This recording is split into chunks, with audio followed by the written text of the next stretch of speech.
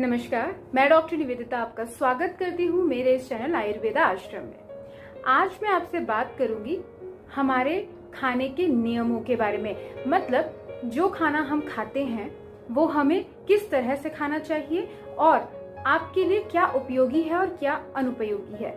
In the sense, Ayurveda के हिसाब से आप जो खाना खाते हैं वो आपके लिए औषधि का काम कर सकता है, मतलब दवाइयों का काम कर सकता है अगर आप सही तरीके से सही खाना खाते हैं। लेकिन वही खाना विष का रूप ले लेता है, टॉक्सिक बन जाता है और आपकी कई सारी बीमारियों का कारण बन जाता है। तो आज हम उसी के बारे में बात करेंगे कि आपको खाना कब खाना चाहिए, कितना खाना चाहिए, कैसे खाना चाहिए। आपको जब भी खाना खाना है सबसे पहले उसे चबा के खाना है, प्रॉपर चबा के खाना खाना है, तभी वो खाना आपके शरीर को लगता है। इसका मतलब ये है कि आप जो खाना खाते हैं, जो मार्केट में अवेलेबल है, जो घर में बनता है, वो आप एज इट इज यूज नहीं कर सकते। उसे सबसे छोटे पार्टिकल्स में टूटना होगा और तब जाके वो आपके ब्लड सर्कुलेशन में आएगा, तब जाके वो सेल्स में जाएगा और तब जाके आपकी बॉडी उसे यूज कर पाएगी। मतलब आपके खाने में सभी चीजें हैं, कार्बोहाइड्रेट, प्रोटीन, विटामिन, मिनरल्स, लेकिन कार्बोहाइड्रेट को ग्लूकोज में टूटना होगा, प्रोटीन को अमीनो एसिड्स में टूटना होगा, फैट को फैटी एसिड में टूटना। आपने खाने को चबाने का काम ही पूरा नहीं किया, तरीके से नहीं किया, तो आपका खाना जो टूटना है फर्दर छोटे से छोटे पार्टिकल्स में, वो सारा का सारा काम आपके स्टमक को करना होता है, जिसकी वजह से स्टमक पे लोड ज्यादा पड़ जाता है, नहीं हो पाता पूरी तरीके से, आपकी बॉडी को वो लगता नहीं। दूसरी मोस्ट इम्पॉर्टेंट चीज, आपको खाना हमेशा एकांत में खाना चाहिए। ये कहा भी जाता है कि भोजन और भजन हमेशा एकांत में, अकेले करने चाहिए। इसका रीजन ये है कि जब भी आप अपने खाने को खाते हैं तो उस समय डिस्टरबेंस नहीं होना चाहिए। आजकल हमारा ये ट्रेंड है, हम मोबाइल देखते हुए, टीवी देखते हुए, लैपटॉप देखते हुए या कहीं ना कहीं किसी से फोन पे बातें करते हुए खाना खा रहे होते हैं। उस समय हमारी जो इंद्रियां हैं, हमारी 5 इंद्रियां होती हैं, आंख, नाक, कान, हमारी जो टेस्ट है और स्किन, ये सारे पांचों के पांचों इंद्रिय आपके खाने को महसूस करते हैं, उसको टेस्ट को लेते हैं, उसको देखते हैं, उसकी क्रंचीनेस को सुनते हैं, उसको स्वाद लेते हैं। ये सारा खाना जब आप देखकर उसको उत्साहित होकर खा रहे होते हैं तो हमारे ब्रेन से डाइजेशन होने वाले, डाइजेशन को, प्रोसेस को अच्छा बनाने वाले हार्मोन सिक्रीट होते हैं, डाइजेस्टिव एंजाइम सिक्रीट होते हैं और आपका डाइजेशन प्रॉपर हो पाता है। लेकिन अगर आप इंडल्ज हैं किसी और एक्टिविटी में, कुछ और काम कर रहे हैं, तो वो सारा कॉन्सेंट्रेशन वहां चल जाता है और दिमाग प्रॉपर तरीके से डाइजेस्टिव जूसेस को सिक्रीट नहीं कर पाता। ऐसा कहा भी जाता है कि आपको अपने खाने को पूरी तरीके से एंजॉय करके खाना चाहिए कि वो स्वाद में कैसा है, वो दिखने में कैसा है, उसका क्रंचीनेस कैसा आ रहा है, सुगंध कैसी आ रही है। ये सब चीजें इम्पैक्ट करती हैं आपके डाइजेशन पे। उससे भी ज्यादा इम्पोर्टेंट कि आप आयुर्वेद के हिसाब से खाना खाएं। इसमें अष्ट आहार विधि विशेष आयतन में आपको बताया गया है कि आपको खाना किस तरीके का खाना चाहिए, कैसा खाना चाहिए। वो होते हैं प्रकृति, करण, संयोग, राशि, देश, काल, उपयोग, संस्था, उपयोक्ता। मतलब आपकी प्रकृति क्या है, आप कौन सी प्रकृति के हैं, वात, पित्त या कफ। इसके अलावा आपका अगर जो भी प्रकृति है वो तो है ही, उसके साथ में खाना, जो खाने वाले हैं आप, उसकी प्रकृति क्या है। हो सकता है जो उड़द की दाल है वो थोड़ी भारी होती है पचने में, मूंग की दाल आसानी से पच जाती है, तो आपको पता है कि वो गरिष्ठ है और वो लघु है पचने में। तो जिसका डाइजेस्टिव सिस्टम वीक है उसे ऐसी चीजें लेनी चाहिए जो आसानी से पच जाए, और जिनका डाइजेस्टिव सिस्टम बहुत ज्यादा स्ट्रांग है वो भारी चीजें भी ले सकते हैं, उन्हें कोई प्रॉब्लम नहीं होगी। इसी तरीके से हम जो भी खाना खाते हैं उसे हम संस्कार करते हैं। मतलब किसी खाने को उबाल के खाते हैं, किसी को भून के खाते हैं, किसी को पीस कर आटा बना के उसकी रोटियां बना के खाते हैं, किसी को छोटे छोटे पीसेस में काट के खाते हैं, किसी को ऐसे ही पूरा का पूरा साबुत लेते हैं, किसी को तोड़ के खाते हैं। तो ये सारा खाना आपको किस तरीके से लेना है ये बताया गया है, और खाने को इजीली डाइजेस्ट होने के लिए उसका संस्कार किया जाता है। जैसे कि कढ़ी की हम बात कर सकते हैं, तो कढ़ी इजीली डाइजेस्ट हो उसके लिए उसमें मेथी का, सरसों का, अजवाइन का तड़का लगाया जाता है, ताकि ये सारी चीजें आपको हेल्प करें कि आपका डाइजेशन प्रॉपर हो पाए। इसी तरीके से हम भिंडी की सब्जी को देखें तो अजवाइन को उसमें डाला जाता है ताकि इजीली डाइजेस्ट हो जाए। बैंगन को अगर हम डाइजेस्ट करना चाहते हैं, सारी हैवी चीजें हैं डाइजेस्ट करने में। बैंगन की अगर हम बात करें तो ये भी डाइजेस्ट करने के लिए आपको मेथी के दाने वगैरह डाले जाते हैं ताकि ये इजीली डाइजेस्ट हो जाए। तो आप देखेंगे कि काफी सारे संस्कार किए जाते हैं किसी भी चीज को डाइजेस्ट करने के लिए। अगर हम और भी आगे जाएं तो किसी भी चीज का देश कौन सी जगह हो रहा है, इन द सेंस कई सारे ऐसे, हमारे इंडिया की अगर हम बात करें तो वो राइस प्रधान देश है, वहाँ पे चावल ज्यादा होता है। और कई ऐसे देश है जहाँ पे, कई देश का मतलब होता है एरिया जहाँ आप रह रहे हैं।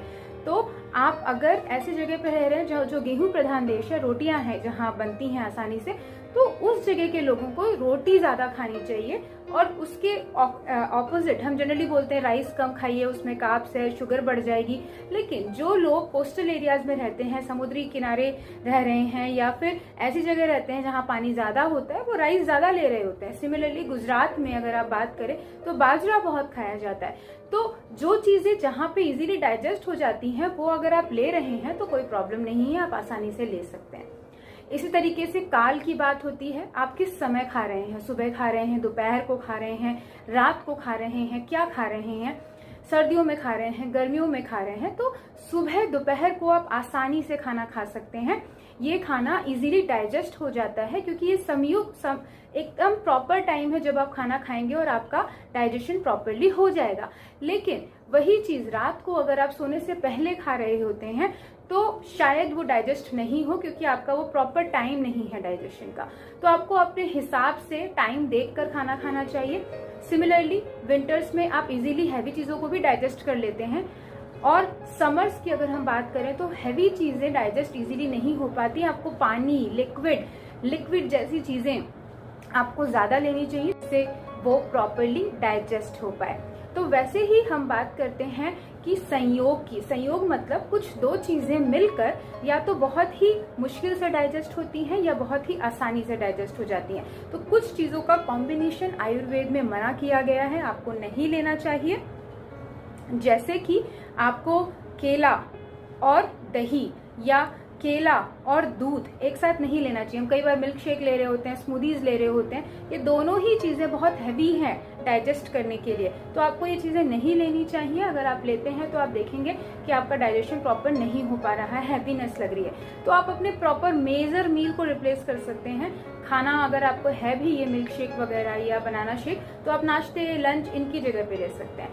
सिमिलरली अगर हम बात करें आपके डिनर के बारे में, या फिर हम बात करें कि और भी कॉम्बिनेशंस ऐसी कौन सी हैं, तो मछली और दूध इसको साथ में नहीं लेना चाहिए। आयुर्वेद के हिसाब से स्किन डिजीजेस हो सकती हैं। इजीली डाइजेस्ट होने वाली चीजों को ज्यादा लेना चाहिए, और जो डाइजेशन नहीं हो पाए या आपके अवरुद्ध करे डाइजेशन को, उनको अवॉइड करना चाहिए। ऐसे ही आपकी खुद की प्रकृति क्या है, आपको कोई डिजीज है, कोई बीमारी है, डायबिटीज वालों को ज्यादा चीनी नहीं लेनी है जैसे, या कोलेस्ट्रॉल वालों को ज्यादा फैट नहीं लेना है, ऑयल नहीं लेना है। तो इस तरीके की जो चीजें हैं वो भी समझनी है आपको। आपकी प्रकृति किस तरीके की है, वात प्रकृति वाले ज्यादा हैवी डाइजेशन नहीं कर पाते, कफ प्रकृति वाले ज्यादा हैवी डाइजेशन कर लेते हैं, लेकिन पित्त प्रकृति वालों को आप ज्यादा स्पाइसी ऑयली चीजें देंगे तो उन्हें प्रॉब्लम हो जाती है। तो अपनी प्रकृति समझ के उसको लेना चाहिए। साथ में खाने की भी प्रकृति समझनी। खाना आपको हमेशा तभी खाना है जब आपका पहले वाला खाना पच गया है। दूसरी इंपॉर्टेंट बात, आपको पता कैसे चलेगा कि आपका खाना पच गया? आप हल्का फील। कई बार होता है कि हमें भूख नहीं लगी है लेकिन फिर भी हमने खाना खा लिया, उसको टाइम हो गया है इसलिए खाना खा लिया। तो अगर आप ऐसे खाना खा रहे हैं तो अपना अमाउंट कम कर दीजिए। मतलब आप रोज 3-4 चपाती खाने के आदी हैं तो आप उस समय 2 चपाती खाएं, कम खाना खाएं और ऐसी चीजें खाएं जो इजीली डाइजेस्ट हो जाए। या फिर आप स्किप भी कर सकते हैं रात का खाना अपना, तो आप देखेंगे कि आपका धीरे धीरे इम्प्रूवमेंट हो रहा है डाइजेशन में। हमेशा मोशंस पास जब हो जाते हैं तब आप इजीली खाना डाइजेस्ट कर सकते हैं।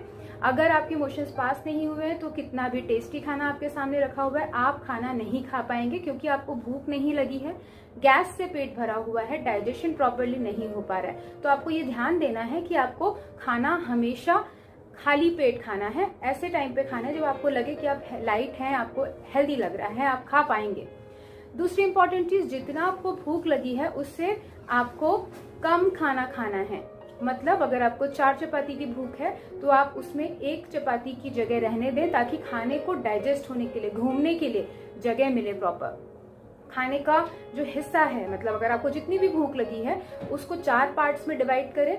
2 पार्ट्स को सॉलिड से, 1 पार्ट को लिक्विड से और 1 पार्ट को खाली छोड़ें। मतलब अगर आपको 4 चपाती खाने की भूख है तो 2 चपाती खाएं, एक जगह पे आप दाल, दही, ऐसी लिक्विड चीजें ज्यादा लें।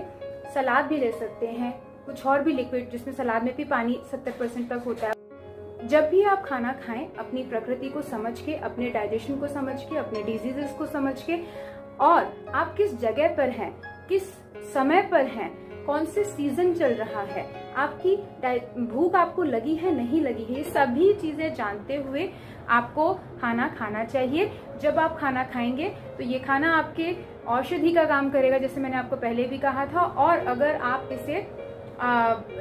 इसे आप प्रॉपरली नहीं लेंगे तो ये एक विष बन जाएगा और कई सारे डिजीजेस का रीजन बन जाएगा।